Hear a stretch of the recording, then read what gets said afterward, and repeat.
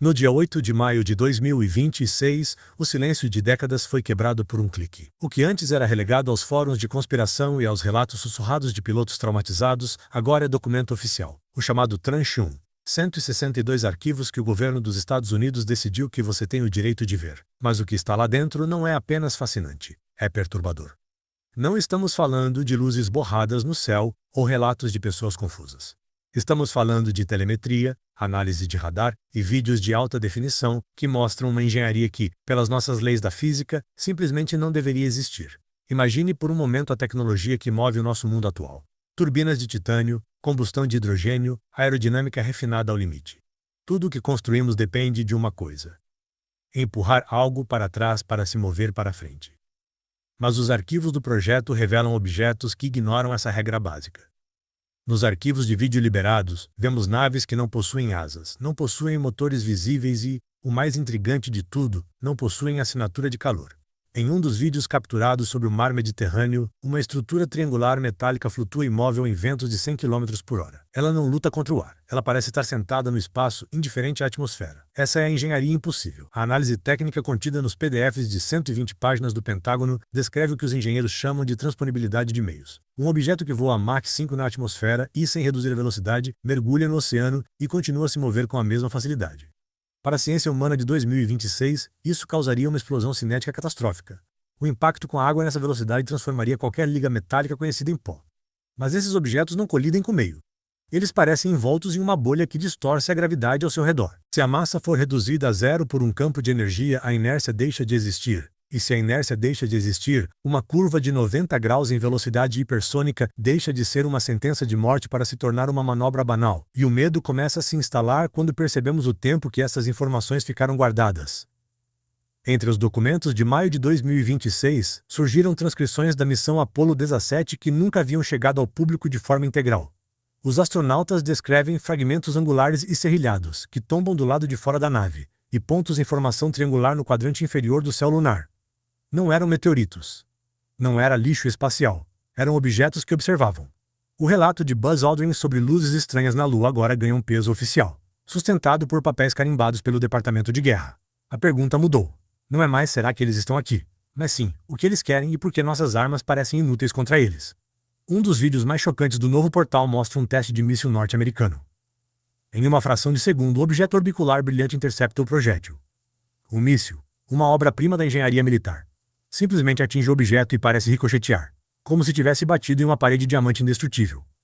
Não há explosão. O objeto permanece imóvel, absorvendo a energia cinética de um artefato projetado para destruir bunkers, e depois desaparece.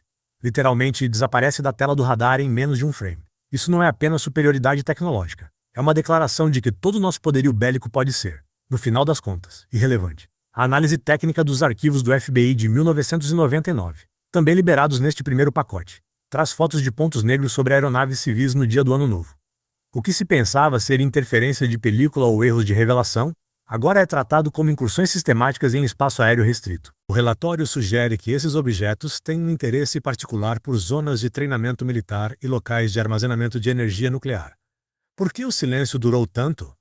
Talvez porque admitir a existência desses objetos é admitir que não somos os mestres do nosso próprio céu. Ao analisar os 162 arquivos, nota-se um padrão na construção dessas naves. Elas não têm rebites, não têm emendas. Elas parecem ter sido impressas ou cultivadas como uma peça única de material inteligente. Os metadados sugerem que a superfície desses objetos pode alterar sua densidade e refletividade em nível molecular. Isso explicaria por que alguns pilotos relatam que as naves piscam dentro e fora da existência visual, enquanto permanecem sólidas no radar. É o pesadelo de qualquer estrategista de defesa. Um inimigo que você pode ver, mas não pode tocar, e que pode estar ao seu lado agora mesmo, invisível aos olhos humanos. A administração atual prometeu transparência total. E o secretário de Defesa Pete Hegseth foi enfático ao dizer que o povo deve tirar suas próprias conclusões. Mas como tirar conclusões quando a ciência necessária para entender esses motores ainda não foi escrita? Estamos diante de uma propulsão que não queima combustível, mas sim manipula o tecido do espaço-tempo. Se você puder criar um poço gravitacional na frente da sua nave, você não está voando. Você está caindo perpetuamente em direção ao seu destino. É uma queda controlada que ignora o atrito e a resistência do ar. É a engenharia definitiva. O desejo de saber a verdade agora se mistura com frio na espinha. Nos fóruns técnicos e nas análises de engenharia reversa que começam a surgir após a liberação, fala-se na possibilidade de que esses objetos não venham de outros planetas, mas de outras dimensões ou de profundidades abissais dos nossos próprios oceanos. Os arquivos mencionam o Tranche 2, prometido para as próximas semanas, que deve focar especificamente em encontros submarinos. Se o que vimos nos céus do Mediterrâneo é intrigante, o que está escondido sob a pressão esmagadora do mar pode ser o segredo final que a humanidade não está pronta para ouvir. O Tranche 1 é apenas a ponta do iceberg de um governo que decidiu parar de esconder o inexplicável. A engenharia impossível dos novos OVNIs nos força a questionar tudo o que sabemos sobre propulsão, materiais e inteligência. Estamos olhando para o futuro ou para algo que sempre esteve aqui, esperando o momento em que nossa própria tecnologia fosse avançada o suficiente para que pudéssemos, finalmente, notar sua presença. Os arquivos continuarão a cair. E enquanto você assiste às luzes no céu hoje à noite, lembre-se, o que antes era um boato, agora tem um número de protocolo e uma assinatura oficial. O mistério não acabou. Ele apenas se tornou real. E a realidade, às vezes, é muito mais assustadora do que a ficção. A transição entre o céu e o mar é o ponto onde a nossa engenharia simplesmente desiste de entender a realidade. Nos documentos que compõem o núcleo do que está sendo chamado de os Arquivos de Maio, existe uma seção dedicada exclusivamente ao que o Pentágono classifica como fenômenos transmédios. No arquivo número 89, um relatório de um operador de sonar de um submarino classe Virginia descreve um contato que se movia a mais de 300 nós de velocidade a uma profundidade de 6.000 metros. Para contextualizar, o torpedo mais rápido do mundo mal chega a 60 nós, e essa profundidade, a pressão esmagadora deveria transformar qualquer cavidade oca em um amontoado de metal retorcido. Mas os dados acústicos liberados pelo governo americano mostram algo diferente. O objeto não estava lutando contra a água. Ele estava, de alguma forma, criando um vácuo ao seu redor, uma técnica que a nossa ciência chama teórica e timidamente de supergravitação induzida por plasma. No entanto, nos vídeos térmicos que acompanham o arquivo, não há sinal de ebulição ou de calor extremo. A água ao redor do objeto permanece fria, estável, como se ele estivesse deslizando por uma dimensão que compartilha o mesmo espaço que o nosso oceano, mas que não se curva às suas leis. Essa revelação traz um peso novo para o medo que muitos sentem. Se esses objetos podem entrar e sair dos nossos oceanos com a mesma facilidade com que cruzam a estratosfera, então não existe nenhum lugar no planeta que esteja fora do seu alcance. E os arquivos não param na mecânica do movimento. O Tranche 1 contém um dos documentos mais perturbadores já redigidos pelo Departamento de Energia, o relatório de análise isotópica de fragmentos recuperados em 1947 e 1996. De acordo com o texto, amostras de um material metálico multicamadas foram submetidas a testes de espectrometria de massa. O resultado? Uma composição de magnésio e bismuto disposta em camadas de espessura nanométrica. Até aí, parece algo que nossa indústria metalúrgica poderia tentar replicar. O problema surge quando os cientistas analisaram os isótopos. As proporções de isótopo de zinco encontradas nessas amostras não ocorrem naturalmente em nosso sistema solar. Isso significa que, se esse material foi fabricado, ele foi forjado sob a influência de uma estrela com uma assinatura química completamente diferente da nossa. Ou, o que é ainda mais intrigante, ele foi sintetizado em um ambiente onde as leis da física nuclear operam sob parâmetros que ainda não compreendemos. O desejo de entender como essas naves são operadas leva a outro beco sem saída nos arquivos oficiais. Em mais de 70 anos de encontros documentados, nunca houve uma captura de sinal de rádio ou qualquer forma de transmissão eletromagnética vinda desses objetos.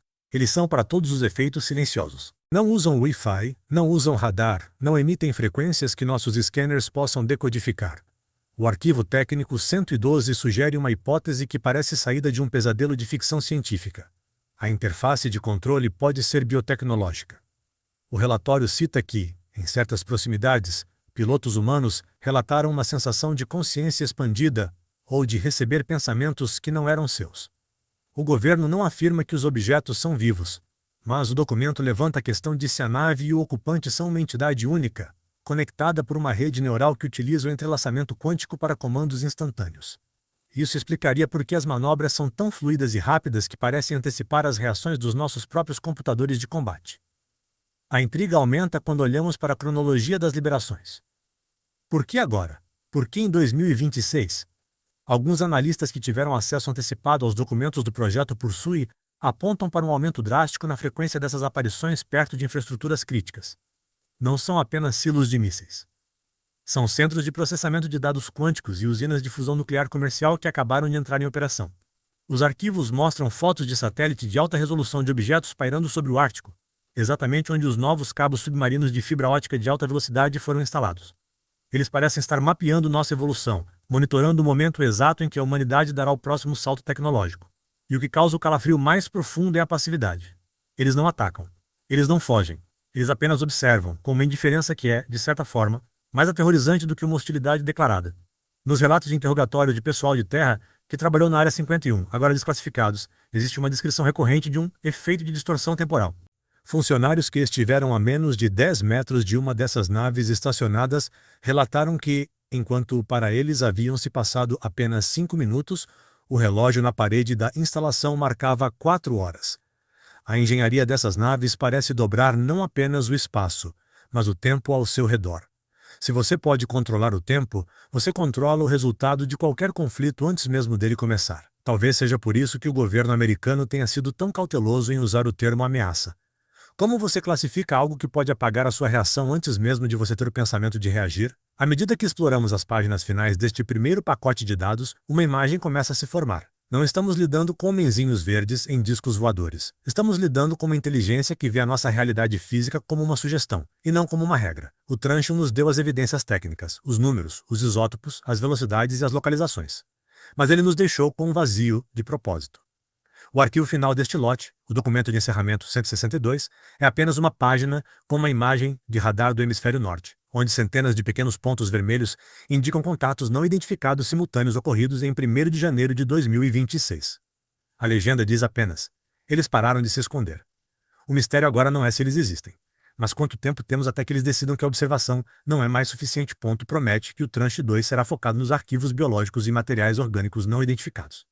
Se o que vimos até agora foi a engenharia impossível do metal e da luz, o que nos espera quando o governo revelar o que encontrou dentro dessas estruturas?